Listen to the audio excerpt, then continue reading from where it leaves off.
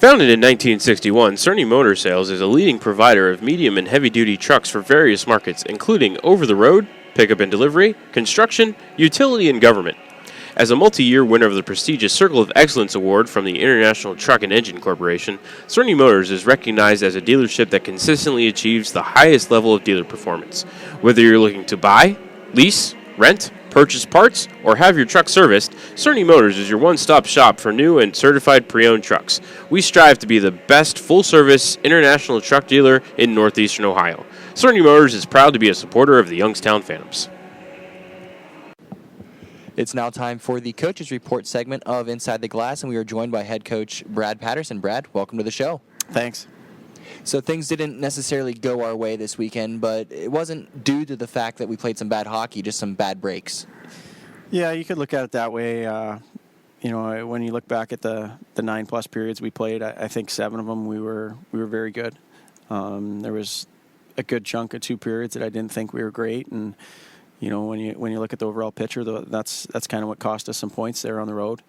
Did a lot of really good things and things that we need to build upon and have this coming weekend, and just need to shore up that consistency factor. Michael Caro had a great weekend, and having someone like him on the blue line, it has to be reassuring for both the players and the coaching staff. For sure, Mike since day one has, he's improved every day, whether it's in a game or practice. He's a great character young man, and that's away from the ice arena as well. Anytime you have somebody that you can put in any situation when you're on the ice and feel comfortable, that's something that coaches love. And you can say that about Mike. You can also say it about the rest of our D-corps as well. I think they've done a tremendous job this year, and Mike's obviously plays a lot of minutes in different special teams areas, and will also play against the other team's top players. He's done an outstanding job, and there's a lot of credit that goes his way, and that's why we talk about him, potentially being an NHL pick and an NHL player down the road. And he continues to develop and improve like he has this year. I think the sky's the limit for him. Britt League seeing his first action since December 27th. How did he look on Saturday night? Britt was awesome. I feel terrible, and I know the guys felt bad at losing that game, but Britt made some huge stops at different points throughout that game, and he's been put in a little bit of a tough situation where he was probably, he should have played a lot more than what he has, and went down with a couple different injuries there after the new year, where he got to about Christmas or just after Christmas, and he'd really started to prove himself as being an elite goalie. And then to be off the ice there for an extended period of time, it wasn't like he could just come back. He was healthy and had just come back, but he still hadn't had those practice reps, and and that's tough. Not only as a goalie, that's tough as a player. And he's come in relief a couple times where he's done the job in that area, but it's a no-brainer for me to get him in that net. Obviously, we played 3-3. We were on the road. Ivan's had a big workload, since that new year with the injury, but more so, anytime you play 3 games in 3 nights, it's tough for anyone. So we knew Britt was going to get in at some point this weekend, and we made that decision to put him in Saturday night, and I'm sure he looks at it as being tough, and he wanted those 2 points. But I think there was, of the 4 goals, I think 3 were deflections, and 1 was a backdoor power play goal. So I wouldn't fault him on any of them, but did a great job in there. And, he showed that he can play against anybody in the league.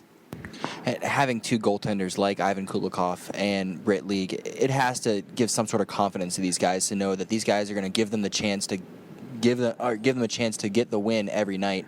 And just looking from the outside in, these guys always have a smile on their face. They always seem to be upbeat. These guys are some of the best teammates that, from the outside in, that's the way it looks. Yeah, absolutely. When you talk about both those guys, I know Ivan gets a lot of the accolades because of how many minutes he's played and what a competitor and all that. And the biggest thing we use with him, I'm really at a loss for words with him. I always just say, hey, you want a goalie that's going to give you a chance to win, and he does that for us every night.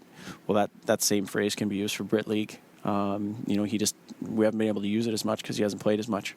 But he's had, I think he's really seen the way that Ivan handles himself on the ice, off the ice, what type of work he puts in, takes care of his body, eats right, things like that. I think that have been a huge factor for Britt coming in here as a young man and a young goalie trying to develop at this age group, and couldn't ask for a better pair.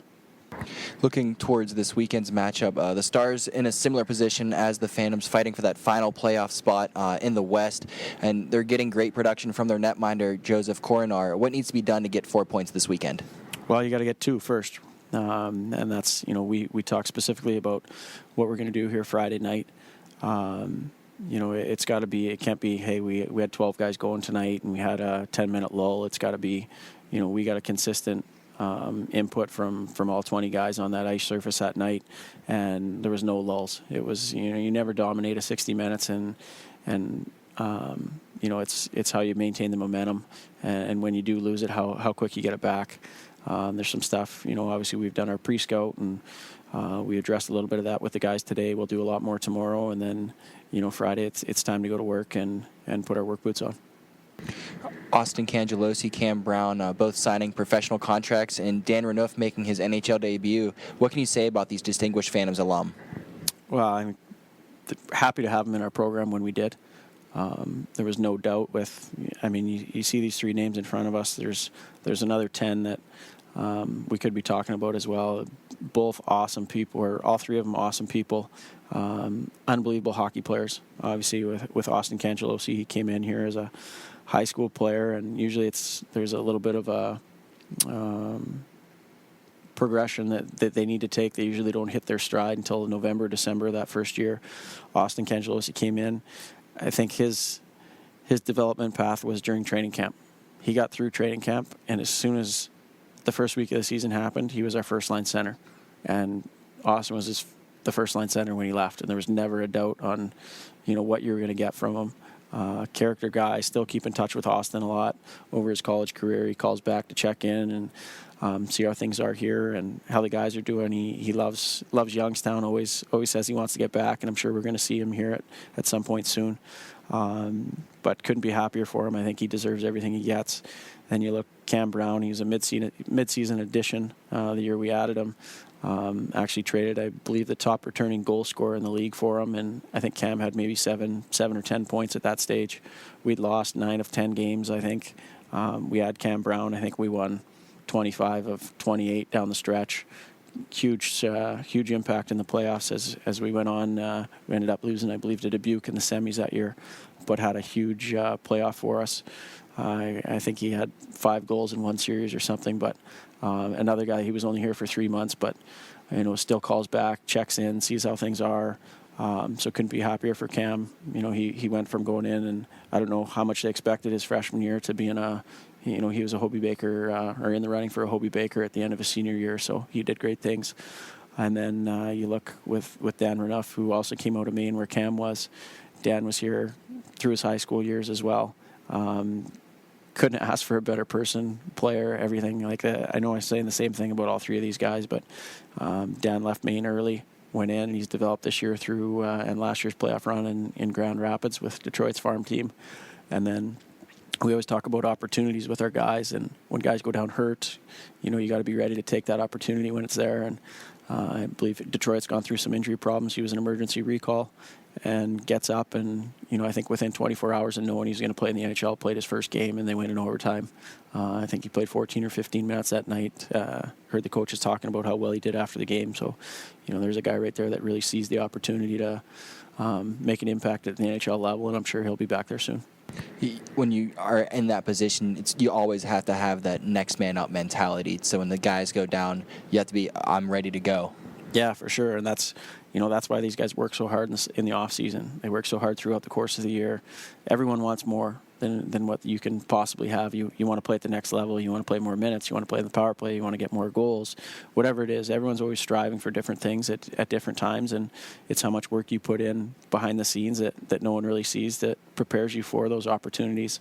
And these three young men, I saw a lot of that. I know a lot of the fans saw it on the ice in games and maybe the odd practice, but I saw what they did in the summer. I saw the improvements they made when no one was around, whether it was cutting body fat or whether it was increasing muscle mass, like whatever it was, leg strength, whatever it was. And those guys always pushed themselves to get better. They didn't need people around them to do that. And I think when you have people like that with the skill set they do, they find a way to the top. It doesn't matter the path they forge themselves, but when opportunity comes, they seize it. And we've seen an increase in collegiate hockey players and USHL alum being signed to professional contracts. What do you see as a contributing factor to this? Well, I think it's a huge credit to the league. It's in my time here, over the course of 7 years, I feel like every year it's gotten so much better. Whereas maybe those first couple of years, you talk about maybe one guy on each team being an NHL pick or having the potential to be an NHL pick. Whereas now it's, there's NHL scouts here every night, and they're not asking about one player. They're asking usually about 3 or 4 on each team. So that's a huge credit to the league, and obviously that trickles back to all the general managers throughout the league. Obviously, we're fortunate here. Jason Kohler's done a great job with all the NHL talent that we've had over the past 7 or 8 years, and there's more down that pipeline. But each organization, I'm sure, is talking about something similar to that. And then you look at USA Hockey. To me, the building blocks that they've set aside for young players, and specifically that under 8 group, under 10 group of how they want them to develop, and you're starting to see the dividends. Not only you mentioned the USHL, but you're talking USA Hockey, going to the Olympics or the World Championships, winning gold medals, World Junior Championships. And, I love to see the competitiveness. And I'm saying that from being a Canadian, and it's really grown, and the sport's growing, and you see why when you come to this rink and you see all the excitement in the stands of, kids like that, and they want to get involved in that. And I think it grows the game so much. You go up the street to the ice zone where youth hockey is right now, or out in Lawrence County, anywhere really that has an ice rink, and you walk in and you see so many kids that are picking up the game, and the things that those guys are doing at 9 and 10 years ago, guys at 13 and 14 weren't able to do. So it's really great to see from a hockey perspective. Well, Brad, thank you so much for joining us on Inside the Glass this week, and go get them this weekend with the Lincoln Stars, and we hope that we have some good news talking next week. All right, sounds good. Don't go away, fans. Matt will have an interview with voice of the Lincoln Stars, Matt McGreevy, coming up next. You don't want to miss that.